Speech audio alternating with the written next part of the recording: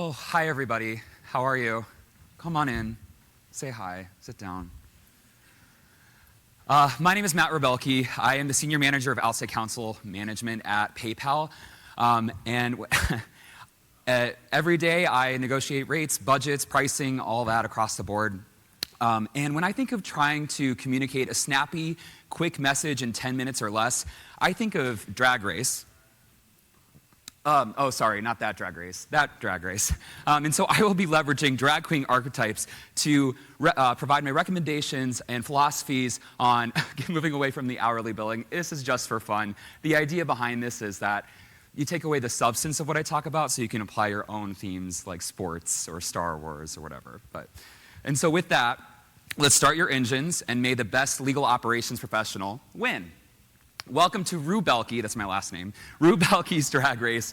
A drag race adventure to do one thing and one thing only, slay the billable hour. Let's say it all together, ready? A drag race adventure to do one thing and one thing only, slay the billable. Amazing, I'm actually really impressed. Why do we want to do that? Well, you know, it's a time-honored but very limiting tradition. We've been billing by the hour since the 1970s. It's the standard for legal pricing across the board. I used to work at an AmLaw 100 firm in pricing and project management, and it's not indicative of cost. It doesn't help us understand the value of the work being conducted, and it's just subject to scrutiny because any time-based activity that we do, like running or swimming, is subject to a ton of scrutiny. So it's no doubt that we would have the same philosophy apply. Two, the incentives are misaligned. You know, our law firm partners are great and fantastic, they're efficient, but the financial incentives are not there to invest in innovation and new ways of working. AFAs allow for that investment to be, to incentivize firms to make those investments and really think about new ways of working. Three, there is a lack of certainty when it comes to hourly billing, and I say kind of on both sides because you can employ controls in place like budgets and whatnot to get better control on hourly rate billing, but at the same time, AFAs doesn't mean like you're really clear because anything, as we know, within legal matters can change, and so I say kind of just as honestly to protect myself. So now that we know why we're here, which is to gosh, I'm like so impressed. Let's meet our queens, and by queens I mean alternative fee arrangements. Now when I think of a drag queen specifically, I think of a pageant queen. No, it's standard, typical, like, you know, big hair, big dress, all that stuff. And when I think of that in the context of AFAs, I think of blended hourly rates. It's most familiar, sometimes controversial to call this an AFA, really, because it is so referential to hourly billing. But the idea is that you move away from standard hourly rates at the timekeeper level or even like a rate card and move towards a set rate for the work that's being conducted based on staffing and utilization. And the pros of that is that you get to set that standard at the upfront instead of letting the law firm sort of take that and set your expectations on how much time investment you want from partners and associates and junior associates and whatnot. The downside is that there is a lack of cost control if you don't have budgets or estimates in place to really control the overall cost of those agreements. And then two, there is somewhat of an incentive to leverage lower cost timekeepers for this kind of work. So just make sure that you have good matter management practices, you're diligencing those invoices, you're making sure that the right people are doing the right work. When to use, honestly, it's a good foray into using it on their first matter billing under an AFA ever, just because it is so familiar. But then two, I would leverage it on advisory work where maybe the staffing is clear, like, you know, in regulatory inquiries or in survey work where you have an idea of how you want the staffing to function, but maybe you don't have a clear idea of the scope because the regulatory landscape or the national landscape is very different where it's subject to and prone to change.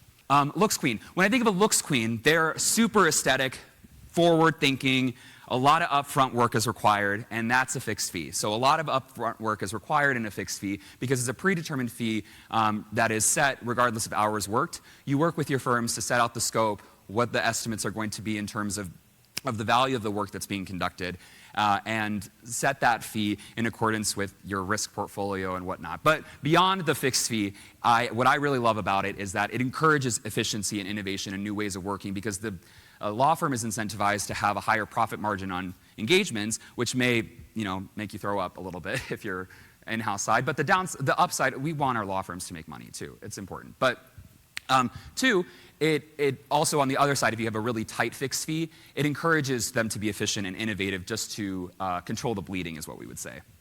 The downside is that it can be an unfair arrangement if the matter changes substantively on both sides. So just make sure that you have your controls in place to ensure that if the matter ends early or it changes substantively, you both come to the table to renegotiate or set a new fee. In addition, firms like to take a little bit of a premium on fixed fees for shared risk. The way to avoid that is to either go through competitive bidding events, like an RFP, to set the price and really get what other proposals, what other firms are pitching out there, or just working with your firm directly to set out paths of, hey, if we have an amended suit, or if we have a new plaintiff that joins the suit, we'll employ this fixed fee instead. So there's many different ways you can structure these fixed fees. I love fixed fees. I think that you can use them on everything that you can, because I do think it is encouraging innovation. I do think it really moves the needle forward, and lets your law firms know that you're really more focused on the value of the work that's being conducted and not so much on the hours or the scrutiny of how they're actually doing that work. If you're curious on where to get started, patents and trademarks are the best place to start. It's industry standard. It's sort of like kind of a no-brainer. No one puts you more at ease than a comedy queen, especially in a roast challenge. And when I think of AFAs, a cap fee engagement really puts your in-house counsel and attorneys at ease, just because it's the most familiar to hourly billing. And the idea is that you set a total not to exceed cap on the engagement, and the real benefit is cost control. In addition, you set that expectation at the onset of you should not exceed this dollar amount. The downside is that firms will always want to take a massive premium on those engagements because the risk is extremely high. That said, you can, again, have those negotiation efforts to bring that down. And then two, the other sort of aspect of the cap fee engagements is that it does rely on the status quo unless it's a really compressed cap fee. So the idea of encouraging innovation is not so much there. And lastly, it can be a little nickel and dimey, which can impact law firm relationships. So just bear that in mind as you employ cap fee engagements. Typically, they're employed on transactional work like M&A, and that's again industry standard, just because those investments makes a ton of sense. You want to limit the amount of capital that you put into your law firms conducting that kind of work. In addition, if you have matters where the business is paying for the work and maybe they have a clear budget set for it, maybe you can set a cap fee as well, using that as your guidepost. And then lastly, I think of our performance and dancing queens. They're really about putting on a good show. It's really about making sure that they impress you. And there's a financial incentive, at least in drag shows, where if you like it, you tip them $1. In the same way, contingency fees and success fees work similarly, where they're all about outcomes.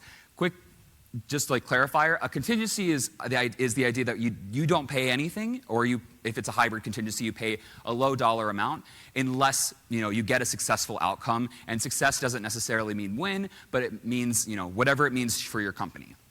A success fee is usually an additional fee on top of what you already paid, and the incentive for that is to encourage your firms to really reach a moonshot goal. The cons or the pros, at least for us, is that the incentives are all, we're all aligned priorities. We're all working on the same team. It really is a way to encourage your firms to get the best possible outcomes for your company. The downside is that the damages have to be worth it for the firm. So the dollar amount that you're actually going to pay for a successful outcome has to be worth it to the firm. And usually those are under tight scrutiny and review by the firm, just because they're investing in it and they want to also limit their exposure as well. When to use, obviously, litigations, but not just necessarily litigations. You can expand it to other work. But in those litigations, they're typically a plaintiff suit. And candidly and offline, I will say usually the investment or the reward back to the firm has to be 3x of whatever they're willing to put into it. So bear that in mind as you look at contingency engagements, especially when it comes to negotiating what those fees will look like. I'm not going to go through this, obviously, because we have 10 minutes. But for your offline review, there are other AFAs and pricing methodologies out there. So which queen is best to slay the billable hour? And it's the trick question, because it's everyone. And that's exciting, because you can employ all of these on various engagements and whatnot. So where to start? Don't do this alone. Work with your vendors, work with your team members work with your firms, especially.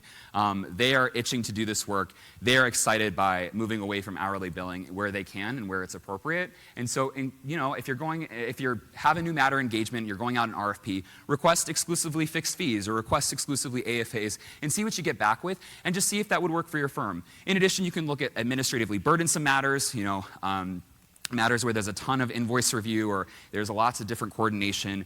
Maybe that falls better under a fixed fee portfolio just to remove one of those administrative barriers. In addition, advisory work is there, appeals, which are pretty straightforward pieces of types of litigations that I think fall great under AFA engagements. If you still don't believe me, as a case study, I worked with an attorney who, like I just referenced, was managing a very administratively burdensome matter with a bunch of small claims litigations that were immaterial in the grand scheme of things, but we had the need to control the cost. The downside is that they were all split up into individual billing matters, which was very tedious and difficult for that attorney to manage.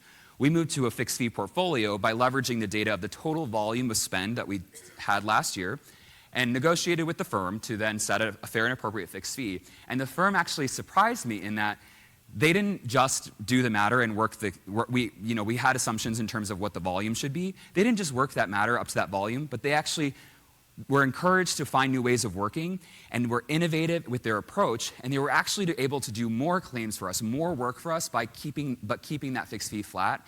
And that is a true partnership, and that was something where they were rewarded by it because they got more work.